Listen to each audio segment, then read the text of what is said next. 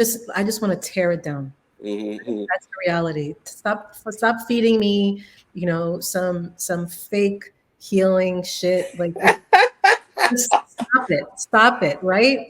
I'm tired of, the politics of politeness, respectability politics. I'm tired of all of that nonsense. Like,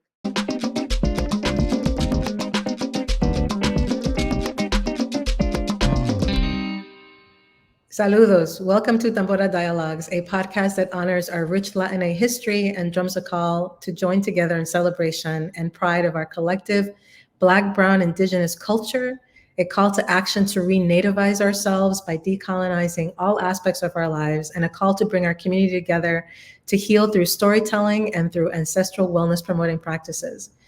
And heal we must after the horrific tragedy in Uvalde, Texas. It has been 16 days and 384 hours since 19 children and 2 teachers were massacred by Salvador Ramos, an 18-year-old gunman carrying an AR-15. Since then, the United States Congress is no closer to gun reform, although yesterday on June 7th, the House of Representatives voted across party lines, 223 to 204, I believe, to approve a wide-ranging package of gun control legislation. But we all know where that is likely headed, right? It would likely stall in the Senate. I don't know. I was just thinking that they could have saved many more lives. They could have gone into that classroom and maybe 2 or 3 would have been gone, but they could have saved the whole class. They could have done something. Gone through the window, sniped them through the window. I mean, something, but nothing was being done. If anything, they were being more aggressive on us parents that were willing to go in there. And like I told one of the officers, I don't need you to protect me. Get away from me. I don't need your protection. If anything, I need you to go in there with me to go protect my kids. And if anything, they were being more aggressive on us. They were more pertained on keeping us back than getting into that school. After everything, I get more angry because you have a bulletproof vest. I had nothing. You're supposed to protect and serve.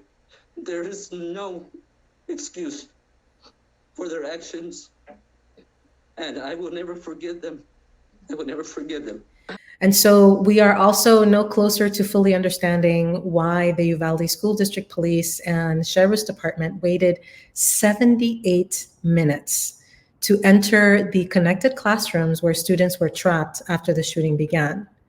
What we do know is that Uvalde School Police received active shooter trainings on March 21st of this year, and that those training materials specify that officers are to confront the attacker in an active shooter situation, driving them away from victims, isolating and distracting them, even when it means putting themselves in harm's way. Yet Uvalde officers fail to do that. Why? We also know that Uvalde, Texas has approximately 15,000 residents, over 80% of whom identify as Hispanic or Latinx. And while the law enforcement leaders like the chief of police, the sheriff, the head of the school district police are all Latino, the political leadership is mostly all white male Republicans. How did that existing law enforcement structure influence the decisions made on May 24th? I recognize that what I'm about to posit may be incendiary and will make many people, including members of my own family, uncomfortable. But we need to have these heartbreaking conversations because, as we all know, we can't heal what we don't name. So here goes. Many believe that because the shooter, the children, and the teachers that perished that day, and law enforcement were all Latinx, race could not have possibly played a role in the Uvalde response or in the dehumanization of the desperate parents trying to save their children. That the active shooter response was colorblind. But as an Afro-Latina that has navigated many white spaces and the colorism that permeates our Latina history, I must ask our community to consider the very real possibility that race could in fact be at the center of Uvalde's disastrous response. Yes, you heard me correctly, race. So joining me today to unpack all of that is my guest, Cesar Vargas. Cesar is an award-winning writer, advocate, strategist, speaker, and social critic. He was named one of 40 under 40 Latinos in American politics by the Huffington Post. He's written about internal and external community affairs for several news outlets and quoted in many others, such as the Huffington Post, NBC, Fox News, Latino Magazine, Vibe, The Hill, BET, and his own online magazine, which has a fan base of over 25,000 people and has reached over a million. Uplift. Cesar, thank you for joining the Drum Circle today. Thank you, Erasmo, for the invite. I appreciate having this conversation with you Thank you so much. and being a So, community. yeah, no, thank you. Happy to have you here. So your writing and your social critiques have often been, in your own words, both very relevant but often equally vilified. Can you share with our audience what brought you to this work? What helps you to continue this work despite the many personal and professional challenges? Oof, it's. I would like to say that some people are just built this way, but we are just placed against the wall constantly. Either you're the shooter or you're the one who's getting shot at. And we're since we're so much against the wall, how do we react to that? People expect us to be so nice about it. When you're being asphyxiated by so many different systems, by so many different, white supremacy, even the patriarchy, you were speaking about earlier, colorism, xenophobia, uh, the way that you lash out about it, uh, it's something that it gets people angry with you. It gets people upset with you because they expect you. We've been conditioned to respond to oppression nicely, and that has never worked. That's right. That's never worked. To me, the writing, yeah, it comes. One of the things that we were speaking about earlier uh, is that since I write about a little bit of everything, especially about marginalized communities, when I'm in a space of marginalized people, a lot of people, okay, this is Cesar Vargas, he's one of us, he's an ally, or he's going through what he's going through with us. And then when I start speaking about what that community is doing, that's something hurtful to other communities, like xenophobia, for instance, then I'm enemy number one. So even within, I started writing. Initially, I started ranting on Facebook about certain things that were happening within our community, and that's how I got tapped into the whole journalism world. The whole people were tapping that wanted to hear what I had to say because I was coming from a point of what I've read in college, what I was exposed to, and my experiences as a Dominican man and being raised, born in the Dominican Republic and then just coming to the States during the early '90s. So I write from that point of view, and not in such an academic way that people don't understand what I'm saying. So it's more like I'm trying to translate what are these studies, what's happening within our communities, so people could understand what we're going through. And some people do call it like incendiary, and I think that's a way too. I think that's a way of discrediting our response to it. Our response to how we see the world and our observations, because the way that most people are just used to hearing and seeing things from a white perspective, That's right. and that's what they want you to think, that, oh, you got to be suited up, you got to respond in a nice voice, and at the same time, who are the ones that are, wreaking havoc with the world, sicking the cops on us? It's the nice people that are all suited up, the people that are very, that you wouldn't think are violent. They send the systems after us. So Right. Yeah, it's the, again, Julius Caesar, the divide and rule, right? Right. And Toni Morrison, once said that we live in the world, in the whole world, and separating us, isolating us, that's always been their weapon, right? So isolation kills generation. It has no future. yes, And and so that is the objective, right? that is very much it. Yeah, and then since the U.S. Has so many marginalized communities, right? and just me fighting for so many different communities, that gets me. That gives you, it puts you at an odd angle with so many different people from those marginalized communities because of that separation. That's Because we right. think whatever's happening with the kids that were killed in Texas, it has nothing to do with us. It's not going to affect us. And like, with your intro that you said, when it comes to white supremacy, and that has nothing to do with race, it has a lot to do with race. It has a lot to do with white supremacy, because even for the immigrant and the whole American dream thing, that's a white supremacist concept. Mm-hmm. Then an imperialistic concept that, I mean, I don't want to go there, but it's a No, difficult conversation.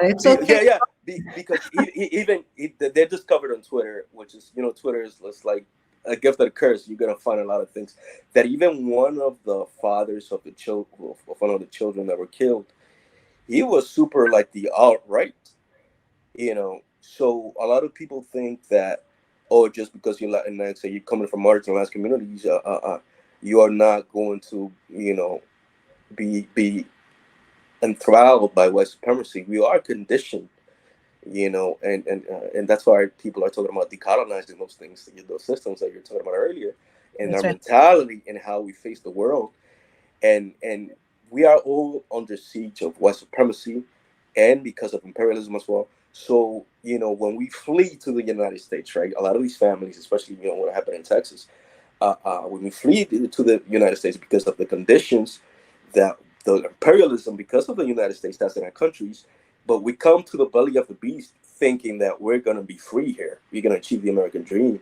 And how do we do that? A lot of us, one of the things that we do, and I think Black scholars have been saying that, is that how do we achieve that? By distancing yourself from indigeneity, from your indigenous roots, and from your culture, from blackness, and becoming as white as possible. That's right. Freedom comes at a cost, right? It Because, comes at a cost to but you and a cost to self, right? but then look at the tragic things that happen, That's right. because you think that you're going to achieve this whiteness, but then you're reminded that no, you might be up to here, but this shooting is going to remind us that no, we're not. You're not white. Yeah, Yeah. exactly. Yeah, yeah. There's a proverb that I would hear a lot as a kid growing up in the Dominican Republic, that the devil's greatest trick is convincing the world that he doesn't exist. And I think about that a lot when I think about the racism that exists in Latinoamérica, right? El racismo en Latinoamérica es algo, it's unimaginable because it's so insidious, it's so subtle, right? Because everyone says, oh, we're all the same, we're all mixed. Mm, But race, whether we want to admit it or not, is at the center of many of our interactions, right, with among each other. And I remember I read one of your articles last year, I believe in March, entitled "The Lies We Are Told About Beauty: Featureism and the Myths About Symmetry." And in that article, you talk about how featureism is weaponized against Black and Brown women and children, and how it's accompanied by colorism and texturism. And you called it a dark dark triad. triad of ugliness. And I was like, holy shit, yes. So, can you share with our listeners where this triad of ugliness is rooted? Like, where is it? Where does it stem from? It's just dominance.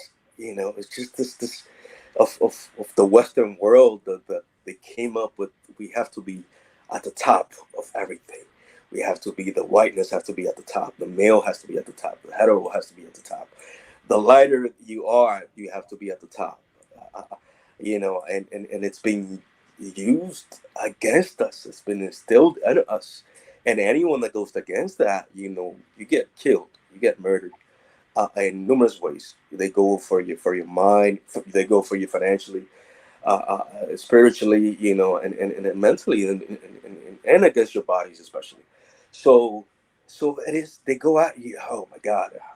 Uh, uh, it's and to see the world and to know about these things, sometimes when I was younger, I had difficulties relating to people, and I wanted to understand people more, because I always felt like, why am I so sensitive, right? According Mhm. to the world around me, I saw it as normal. I just saw, why are people so cruel? Why are, even within a culture that is very, Dominican culture is very hospitable, very friendly. There are certain things of hierarchies in there that you think, this is wrong. What are you guys doing? And it just being against that puts you at odds with, even when you're with your own people. Uh, but I wanted to read, like, what was wrong with me, and how do I navigate the world.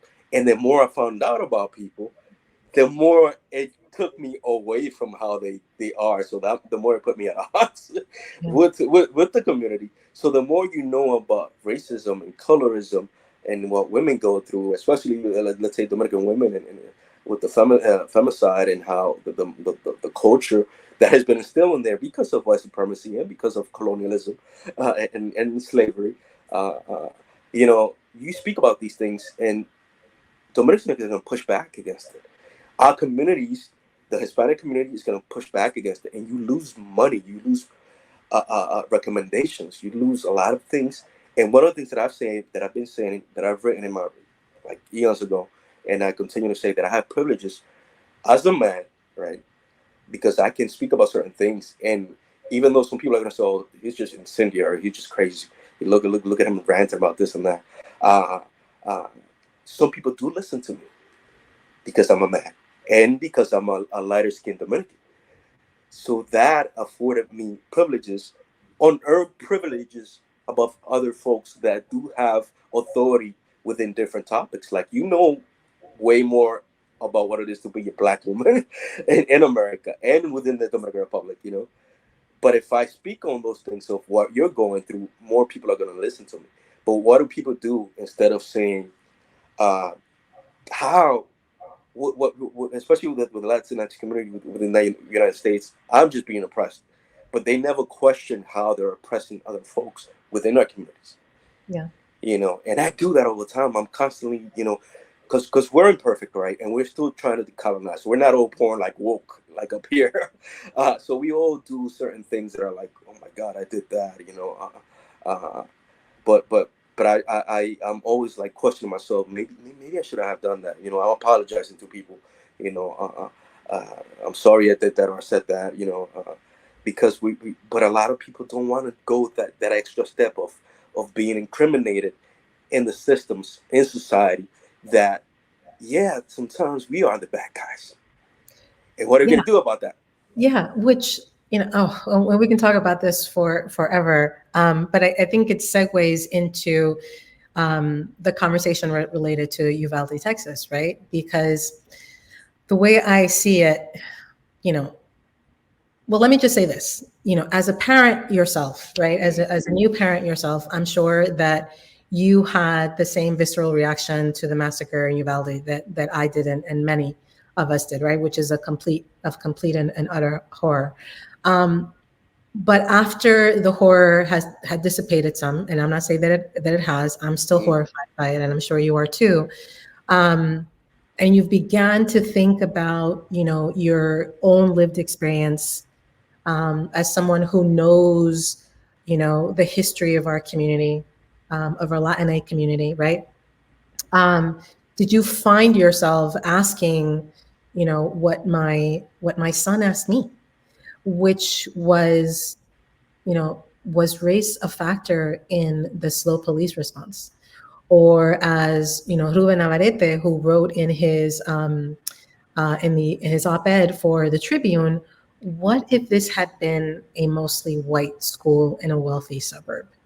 Do you suppose that white parents would have been handcuffed for trying to save their children?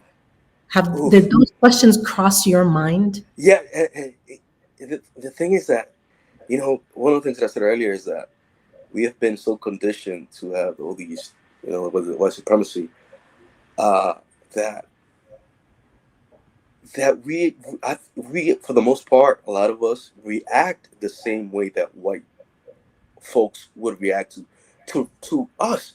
So these are Hispanic children, right? These are Latinx children, And some of these families, I don't know. I'm just like from what I'm thinking is that the police force, for instance, is like these are not my children, and some of them went into the school to rescue their children, and the other children are like, "You're on your own." Like, Yeah.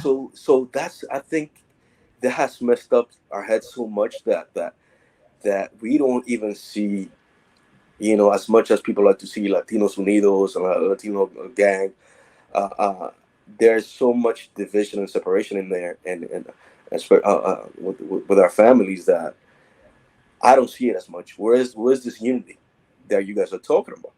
Because if those cops, which were a lot of them were Latinx, Hispanic, saw those children as their children, they would have gone in there and risked their lives to save them. Yeah. So even with Border Patrol, they said they're trying to make them the heroes. That, oh, they went in there and shot the shooter. There are oppressors too. So we are supposed to, we're supposed to,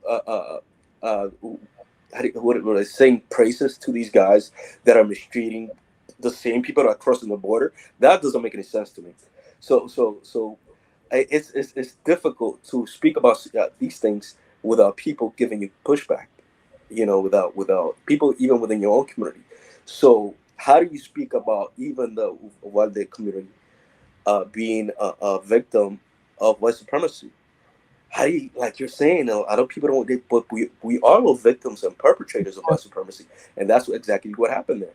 Because where did that, Salvador get that idea of, let me just go and shoot up all these kids? It's for the most part, who does that? The white youth. So Yeah. we're just copying, white supremacy in many things that we do in our lives. Yeah. And what's interesting to me is that, it's not a conversation that is being had um, nationally, right? Like Mm-hmm. you and I are engaging in this conversation. Ruben Navarrete is just like he posited, right? He Mm-hmm. questioned, but it hasn't been getting the attention that it deserves, right? Because that's the reality in which we reside. That we as a people have been indoctrinated into this white supremacy framework that we can't escape from if we don't acknowledge that it exists and that it's it's it's eating away at us and eating away at our ancestral values, right? and and when I watch the videos, I listen to the parents, I listen to the teacher who survived the gunshot wounds, Mr. Reyes, and i am I am so hurt and angry that our own people didn't prioritize our own people, right? Where's that unity that you, Mm-hmm. Mm-hmm. where did it go in that moment? Where was our humanity in that moment? It's horrific. It's just horrific that, you know, like going back to race and white supremacy is like we dehumanize. It's just dehumanizing other human beings, and we do it in the process ourselves. That's right. That's right. And Yeah. especially when you become the law enforcement. So they have their own culture of white supremacy. So once you're in law enforcement, right? And I was reading so much into it on how they just did so many things that that you were saying earlier, right? They had, they planned out, they had strategies on how to counteract these things, and none of them were applied. So just even the police force in itself, you can see that what are you there for if you're not to protect our children, like our most vulnerable people? What are you good for? Yeah. And then, there are studies on even just responding and reacting to an active shooter. The element, you can arm everyone in their to their teeth, and teachers and custodians, but the element of surprise is always going to win against that. So if somebody just comes up and shoots you, you're not even going to respond. You're not even going to be able to respond right away. Uh, so the whole reaction, that the way they're reacting, even the laws that we're putting up there, and the discussions that we're having are the wrong ones. and I mean nationally, not what we're having right now. It's like Yeah. we are discussing, and I think that's a distraction, so things wouldn't really change, so we could stay within, the same mediocre, the same insanity that we're going through. And like you said earlier, if we don't dismantle these things, there's always going to be violence. If we don't dismantle white supremacy, if we don't dismantle the way that our culture, the way that we've been raised, uh, there's always going to be violence in our lives. There's going to be violence against children. There's going to be violence against our grandmothers, against women, against the LGBTQ community, black women. So there's always going to be violence, even to ourselves, because even with the whole patriarchy thing, men are very horrible to themselves just to sustain that. So it's unsustainable. It's unsustainable, and it kills us all. Yeah.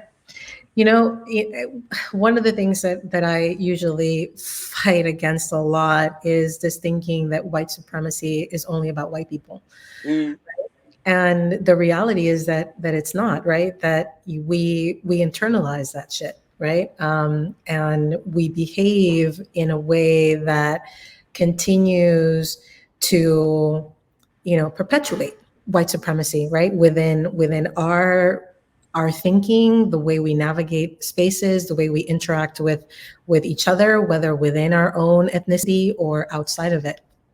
Um, and I've been thinking obviously a lot about this because of what happened in Uvalde, and I've been examining the timeline of that day, as it continues to unfold, and learned more about the chain of events, mm, and then later the hierarchy of command. And I began to draw comparisons between the Uvalde law enforcement structure, so the school district police, and the sheriff's department and all of that, um, draw like comparisons between that and then the plantation hierarchy in the antebellum South. ooh. That of, the planter, right, the owner of the plantations, then the overseers, right, who were responsible for directing Mm, work of the laborers and the slaves, and then the drivers who were slaves themselves, right? But were appointed by the planter or the master to a position of authority on the plantation. And so the driver's job was to maintain discipline in the fields and order in the quarters, right, where the slaves and the laborers rested. mm, And the drivers were favored by the planter and received many special privileges. mhm, But ultimately, the drivers were to enforce the will of the master, of the planter. And so they were unable to make any major decisions without direct orders from the master or the planter. mhm, So when thinking about Uvalde, of course, as I said, making this comparison, um, I began to wonder whether the school police chief was truly in charge. mhm, Are we, Black and brown folks, perpetuating the same cycle of oppression within our community, right? And Uvalde is it's like a mirror that's being held up to us and saying, "Are you seeing this?" Yeah. Right? You broke it down perfectly, because one of the things that I say to people, if you want the answers, just look for black voices that know our history, and because especially marginalized people know America. You've probably heard it from other people more than white folks. So within our people, there are folks who have been educated, who have found that, yeah, that this is something that just look in your past and compare it. Is very similar. They're the overseers that they think, I'm at this level, and then I'm going to control the folks under me. But then, if there's like back in the days, if there was a fire and there were enslaved people in there, they were not going to protect those enslaved people. So the whole point was just to protect white supremacy in itself. And it's something that's happening right now, even with the Supreme Court. There was a guy that was caught outside of Kavanaugh's with I don't know if it was a gun or a rifle, and now they're trying to pass a law quickly to protect the Supreme Court from gun violence. But when it comes to children and people outside of that, at the level right below it, uh, they don't want to do anything because then it's going to destabilize their power structure. That's So right. that's not going to change. It's not going to change anytime soon. Yeah. That I Yeah. think of. Yeah. Yeah. I mean, and one of the things that obviously comes to mind is, would these, Latino officers, would they have tackled white parents to the ground? Oof. I, I mean, listen, I, I, from my vantage point, right? I tell you the answer. My answer to that is hell no. It yeah, I wouldn't don't have, think. Yeah. it wouldn't have happened. It wouldn't have happened. Just because I know how, you know, Latino, black, brown police officers treat me, Mm, my experience, and how I've seen them interact with, with my husband, who's, Italian American. mm. It's very different. It is very different. And one of the things that I think what was this Silvio Espaillat, the professor said, Yeah. is that he gave a speech and he was talking about sometimes our own people, we don't want to seem like impartial to our own communities, so we're harder on our own people. So a lot of these officers, what they do is, I'm going to be way harder on this person to show my It's, partners, to show my bosses that I'm on their team, I'm on their side, and that's I'm not with them. You know, That's it, Cesar. That's exactly it, right? So we're perpetuating the harm we are perpetuating because we want to be seen as, as the master. We as the want, master. exactly. We want to be seen as the master. We want to be equal to the master. We want to have that power. We want to have that privilege. And so we're going to show them. We're going to oppress our own people to Mm-mm. show them that we're with you. We're with you. We understand white supremacy, Mm-hmm. and we drank the Kool-Aid.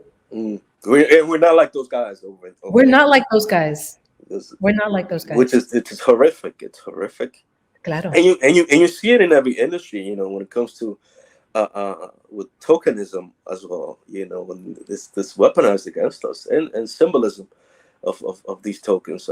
I'm not saying all folks that are, because we all have to survive somehow in this white supremacist hellscape. Yes, I said, Uh, but survival needs to look different for us. yes. Oh It my God. must look Yes. different for us. It- Can't play this role, right? And you and I talked about this offline. Like, yes. to hell with the system. It doesn't work for us. It wasn't created by us. It's not healthy for It's us. not healthy. It's not healthy. Harms us. And if it's not going to harm our immediate family members, which is going to eventually, it's going to harm someone within that's close to us, and then we're going to be like, oh my God, what happened? Oh my God, Yeah. it's like you're saying, it's we need to just upend all these systems. We need to change the way that we treat ourselves and how we navigate the world. Because if we keep on this survival mode, we are going to just come to the point that we are going to disappear. We're just going to keep killing ourselves. We're going to keep being at the bottom of the world.